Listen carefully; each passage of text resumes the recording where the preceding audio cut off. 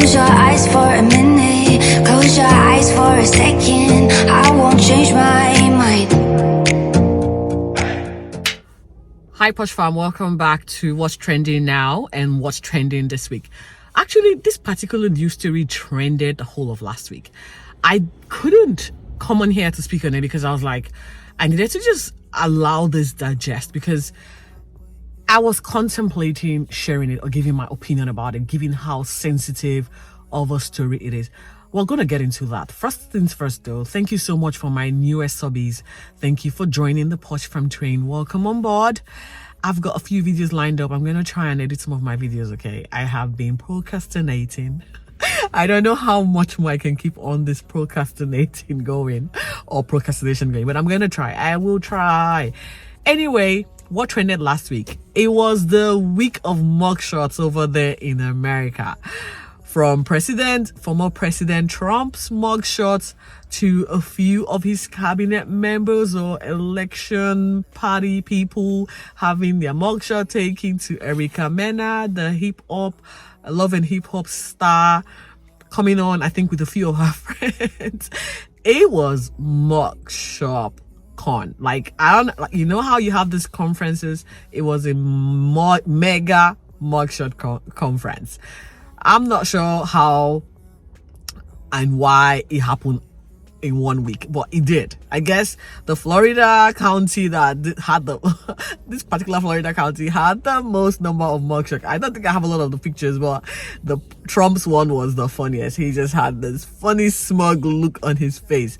He was, I don't know, is it history now? Because he only spent 20 seconds in this county jail. 20 seconds before he posted $200 and something thousand bond and was let loose. So I don't know, is that a history making jail time from when you presented yourself to jail, or when you submit yourself to jail and then got your mugshot taken and got bailed and walked off? Like, I don't know, man. This is still an ongoing investigation with Trump and all of his should I say election malfeasance. I guess we're gonna follow that. And I don't know, it's interesting over there in America. Like I said, it was a week of mugshot all last week. We go on to the other breaking news for this week, and that is the fact that Erin Pattersons' relatives, in-laws, okay, the victims from the poisonous mushroom, have been laid to rest this week. Ian and Gail have been laid to rest. It was a very solemn event, according to what was reported on the news. His son, read one of the last text messages that Gail sent to the WhatsApp family chat group. It was really sad. We still don't have any closure as to what happened, if this mushroom was really an alleged poison or it was just, food poisoning. We don't know. We're still investigating. Hopefully the police are going to uncover exactly what happened. But all I can say is Ian and Gail have been laid to rest, and we still have one other member from this whole saga who is still fighting for his life, waiting on a kidney transplant. Let's keep them in our prayers, and I cannot wait for us to actually get a detailed account of what has happened. As we all know, Erin Patterson wrote a lengthy statement and sent it to the press. I don't know if she sent it to the press or sent it to the police, who then released it onto the press. Basically, she was detailing events that happened where she got the mushroom that is now allegedly the cause of the fateful demise of these people. We're still investigating, guys. We don't know, and I cannot wait to come on here and uncover whatever information that the police lets in or reveals to us in the coming weeks and months, as it were. It's going to be a thorough investigation, and I know that the police are going to leave no stone unturned in uncovering this particular mushroom mystery.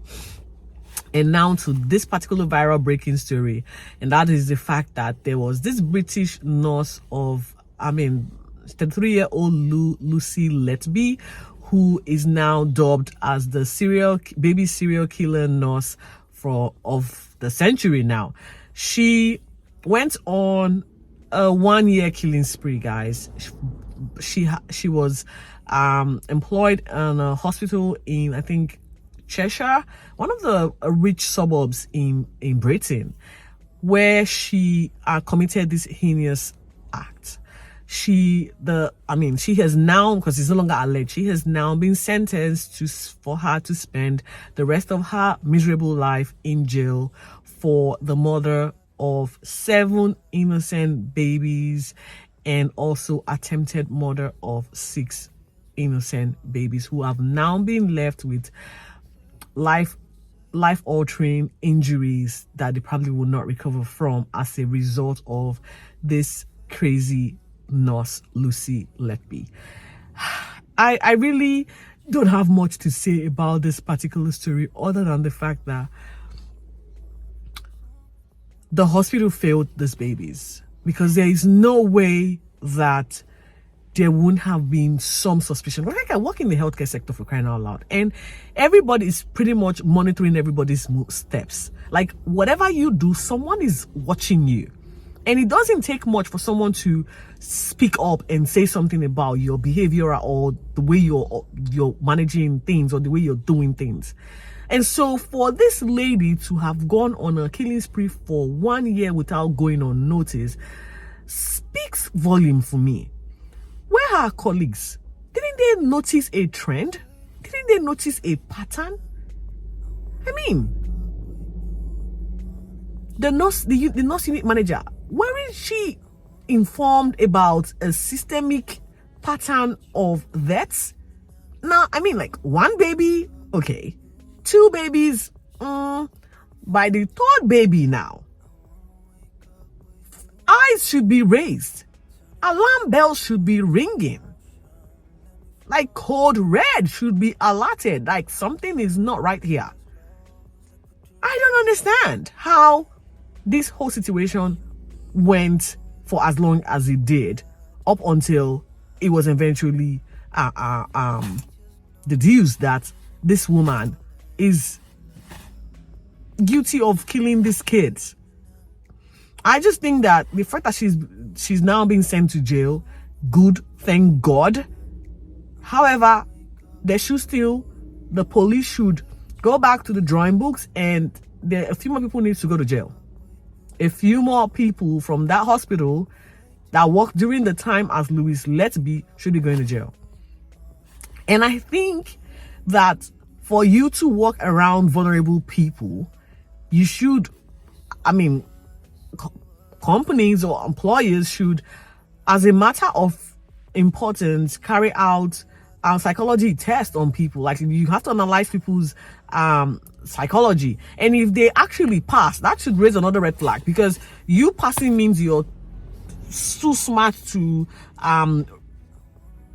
work the system. So you need to be literally, not obviously failing, but a little bit near to or above average for us to see you as normal. I'm just saying, because having this killer on the loose with innocent, very sick babies, actually, and then her going on to cause irreparable damage in the lives of the mothers, the families, everything, the community as a whole. It's quite sad.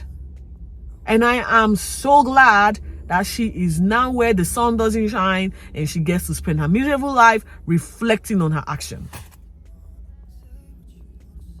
And I just think we all owe ourselves, if you walk in an environment that has vulnerable people, you owe it to yourself to protect those, to advocate for those vulnerable people. And if you see something, no matter how small, no matter how minute it is, speak up.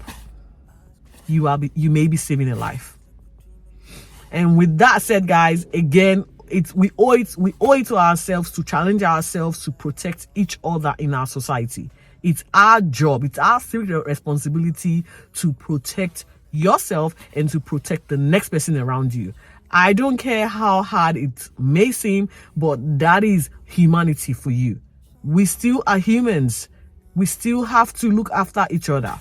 Until next time when I come on here to give you more trending stories as they come in hot, stay safe and be focused. Thank you for watching.